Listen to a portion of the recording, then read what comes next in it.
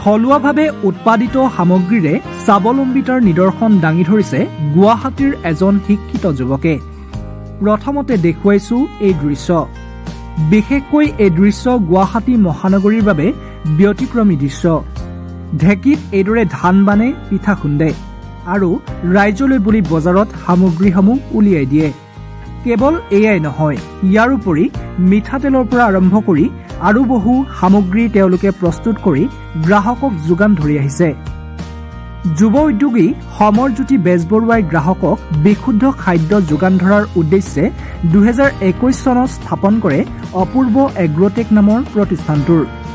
সমৰজ্যোতিৰ আইতাক অৰ্থাৎ অসমৰ প্ৰথমগৰাকী মহিলা আয়ুৰ্বেদিক চিকিৎসক অপূৰ্বলতা বেজবৰুৱাৰ নামেৰে আৰম্ভ কৰে তেওঁৰ এই ব্যৱসায়। ছয়গাঁৱত প্ৰথমে অপূৰ্ব এগ্ৰটেক নামৰ লঘু উদ্যোগটো স্থাপন কৰাৰ পাছত গুৱাহাটীৰ গীতানগৰত নিজা বাসগৃহত স্থাপন কৰে অপূৰ্ব এগ্ৰটেকৰ আন এটা শাখা। আৰু আমাৰ যিবিলাক প্ৰডাক্ট আমি বিক্ৰী কৰোঁ, সেই প্ৰডাক্টবিলাক আমি সুস্বাদ বুলি, আমাৰ ব্ৰেণ্ড নেমটো সুস্বাদ বুলি বিক্ৰী হয়। এইটো আমি আমাৰ এই ফেক্টৰীটো একচুৱেলি আমাৰ দুটা ফেক্টৰী। এটা ফেক্টৰী আমাৰ ছয়গাঁও চৌধুৰীপাৰাত আছে। সেইটো ফেক্টৰী আৰম্ভ কৰা আমাৰ প্ৰায় 3.5 বছৰ হ'ল। আৰু এইটো ফেক্টৰী আমাৰ 3 বছৰ ঠিক হোৱা নাই, আৰু 3 বছৰ হওঁ আমাৰ গুৱাহাটী গীতানগৰৰ যিটো ফেক্টৰী এইটো। ছয়গাঁও চৌধুৰীপাৰা যিটো আছে সেইটো আমাৰ এতিয়াও চলি আছে। এইটো তেলটো উৎপাদন হয়, বাকী সৰু সুৰা কিবা কিবি ইটো সিটো হয়। কিন্তু তাৰপিছত আমি এইটো যিটো কৰিলোঁ, এইটো আমি কমপ্লিট মেচিনেৰী লৈ পেলাই প্ৰায় 52টামান আমাৰ প্ৰডাক্ট এতিয়া আমি ইয়াত প্ৰচেছিং কৰোঁ। প্ৰথম অৱস্থাত খাটি সৰিয়হৰ তেল বিক্ৰী কৰিছিল তেওঁলোকে।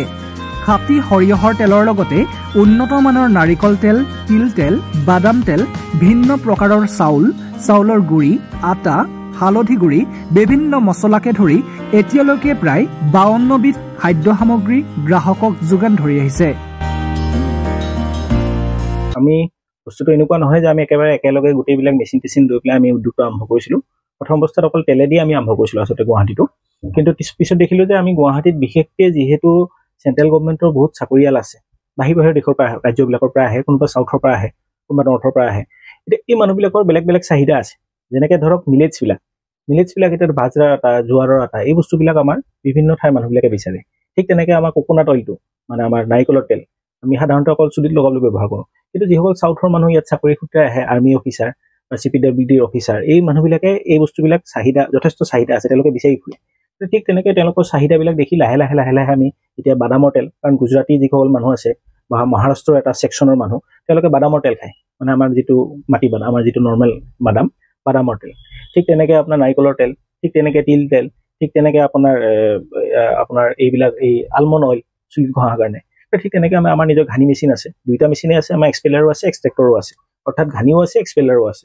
গতিকে ঘানি মেচিনটোত আমাৰ সেনেকৈ আপোনাৰ আলমণ্ড অইল, তিল তেল, নাৰিকলৰ তেল, মিঠাতেলো আপোনাৰ যিটো ঘানিত পৰা মিঠাতেল সেইটো আমি উৎপাদন কৰোঁ। গতিকে এনেকৈ প্ৰায় 6-7 বিধ আমাৰ তেল উৎপাদন হয়। তাৰ উপৰি আমাৰ যিটো স্থানীয় আমাৰ হালধি, লোকেল হালধি, এই হালধিও আমি উৎপাদন কৰোঁ। এইটো আমাৰ এই আমচেঙৰ পাহাৰৰ ভিতৰত ট্ৰাইবেল মানুহবিলাকে কৰে আৰ খেতিত হালধি। এই হালধিটো আমি প্ৰকিউৰ কৰি পেলাই এইটোৰ পৰা আমি হালধিটো কৰোঁ। জিৰা, ধনিয়া, ঠিক তেনেকৈ আটা, চাউলৰ গুড়ি, বেচন, চাটু, এনেকৈ আমি প্ৰায়খিনি বস্তু আমি, মানে আমাৰ কথাটো হৈছে কি যে মেটেৰিয়েলছটো আমি যিমান পাৰোঁ কোৱালিটি ৰাখিব চেষ্টা কৰোঁ। ফিনিছ প্ৰডাক্টটো তেতিয়া অট'মেটিকেলি তাৰ প্ৰপাৰ কোৱালিটিত ওলাই যায়। মেটেৰিয়েল আমাৰ কোনো নিৰ্ধাৰিত নহয়। এতিয়া যেনেকৈ ধৰক আমাৰ জিৰাটো আমি ডাইৰেক্ট গুজৰাটৰ পৰা আনো, কাৰণ তাত সস্তা, তাত কোৱালিটি ভাল, আমি তাৰ পৰা আনিছোঁ। আমাৰ যিটো গম আমি ব্যৱহাৰ কৰিছোঁ আটাৰ কাৰণে, সেইটো আপোনাৰ মধ্যপ্ৰদেশৰ গম, স্বৰ্গতি ঘেঁহু, সেইটো তাৰ পৰা আহে, সেইটো আমি আটাটো বনাওঁ। সেইবিলাকৰ ক্ষেত্ৰত আমি আৰু স্থানীয় কৰি লাভ নাই, কাৰণ স্থানীয় বস্তুখিনিৰ সেই ধৰণৰ গুণগত মানদণ্ড নাই, কমপ্লেইন আহে। আমি ব্যৱহাৰ কৰি চাইছোঁ, কমপ্লেইন আহে, গতিকে আমি সেইটো ব্যৱহাৰ কৰা নাই। কিন্তু এতিয়া ধৰক চাউলটোৰ ক্ষেত্ৰত আমি এতিয়া দৰঙৰ পৰা চাউল আনি আছোঁ, আপোনাৰ বাংলাগড় এই ওচৰ পাজৰৰ, মঙলদৈৰ ওচৰ পাজৰৰ এই অঞ্চলটোৰ পৰা আহিছে। ৰাণীৰ ভিতৰৰ পৰা আমি ধান আনিছোঁ। এতিয়া আপোনাৰ জহাবৰা আহিছে, আপোনাৰ এই বগীলাহী বুলি এটা চাউল আহিছে। আমাৰ 1 বছৰ পুৰণি আমি আইজোং চাউল, একদম পিয়'ৰ আইজোং, যিটো আমাৰ ৰঞ্জিতটো নহয়, আইজোং চাউলটো আমি ইয়াত মিলিং কৰিছোঁ আনি পেলাই নিজে। এইবিলাক ৰাণীৰ পৰা আহিছে। ছয়গাঁৱৰ পৰাও আহে, কাৰণ ছয়গাঁও ওচৰ পাজৰৰ জেগাবিলাকতো খেতি বাতি কিছু হয়। গুড়টো আমাৰ তেনেকৈ আহিছে। চিপাঝাৰৰ পৰা আপোনাৰ তিলটো আহিছে, বা লোকেল তিলটো। ঠিক তেনেকৈ আমাৰ বিভিন্ন ঠাইৰ পৰা চ'ৰ্চিং কৰা হয়। আৰু আমি এটা বস্তু চেষ্টা কৰিছোঁ যাতে এটা ওৱান ষ্টপ ডেষ্টিনেশ্যন কৰি দিব পাৰোঁ। তাৰমানে গুৱাহাটীৰ ওচৰ পাজৰৰ যিকেইখন হাট বজাৰ আছে, তাৰ স্পেচিফিকেশ্যন আছে। ধৰক এতিয়া বকো বজাৰখন আপোনাৰ ধানৰ ক্ষেত্ৰত ফেমাছ। তাৰে যদি ভাল ধানখিনি আমি যদি ইয়াত আনি পেলাই দিব পাৰোঁ, কোনোবা এখন গুড়ৰ কাৰণে ফেমাছ, কোনোবা এখন ধৰক কিবা চব্জিৰ কাৰণে, মানে ধৰক নৰ্মেল কিবা কিবি এনেকুৱা ধৰণৰ প্ৰডাক্টৰ কাৰণে ফেমাছ, সেই প্ৰডাক্টখিনি আমি আনি পেলাই যদি উপলব্ধ কৰিব পাৰোঁ, তেতিয়া মানুহখিনিৰ চাহিদাটো পূৰণ কৰিব পাৰিম। মানে গাঁৱৰ কৃষকসকল আৰু চহৰৰ গ্ৰাহকসকল দুইটাই উপকৃত হ'ব, আৰু তাৰ মাজতে আমি আছো, গতিকে আমিও কিবা এটা উপকৃত হ'ম।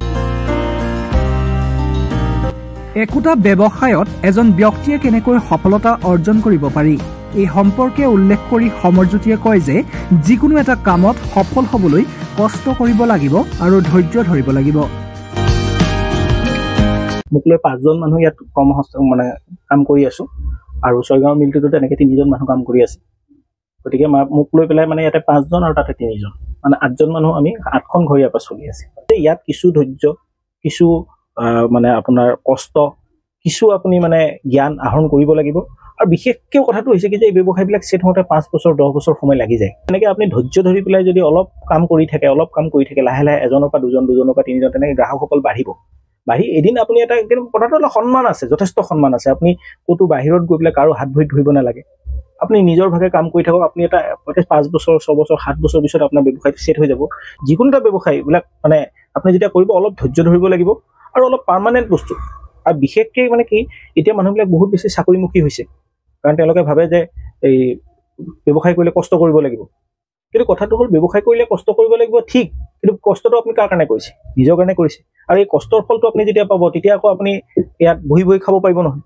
মই বহি খাব বুলি কওঁতে মই এইটো কোৱা খোজা নাই যে হাত ভৰি তুলি পেলাই একো কাম কৰিব নালাগে, বহি খাব। কিন্তু আজি যিটো কষ্ট মই কৰিছোঁ, আজি 10 বছৰ পিছত মই এইটো কষ্ট কৰিব নালাগে, কাৰণ এই গোটেই ব্যৱসায়টো মোৰ এটা আয়ত্ত হৈ যাব। মই গম পাম যে ক'ৰ পৰা কেনেকৈ কি বস্তু আহে, ক'ত লাভ হয়, ক'ত লোকচান হয়। গোটেই বস্তুটো যেতিয়া মোৰ নখদৰ্পণত আহি যাব, তেতিয়া মই আজি যিটো পৰিশ্ৰম কৰিছোঁ, এইটো পৰিশ্ৰম কৰিব নালাগে। আৰু যিমান পাৰি উৎপাদন ক্ষেত্ৰখনৰ লগত জড়িত হওক, কাৰণ উৎপাদন ক্ষেত্ৰখনৰ লগত যেতিয়া আমি অসমীয়া মানুহ জড়িত হ'ম, তেতিয়া আমি অৰ্থনীতিটো নিয়ন্ত্ৰণ কৰিম, কাৰণ উৎপাদনেহে অৰ্থনীতিটো নিয়ন্ত্ৰণ কৰে।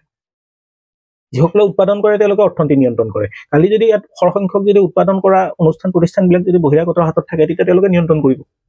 গতিকে অসমীয়া মানুহ এই ক্ষেত্ৰত সোমাব লাগে, কিন্তু অলপ ধৈৰ্য আৰু অলপ পৰিশ্ৰম, এই দুটা বস্তুৱে মই ভাবোঁ মূলধন।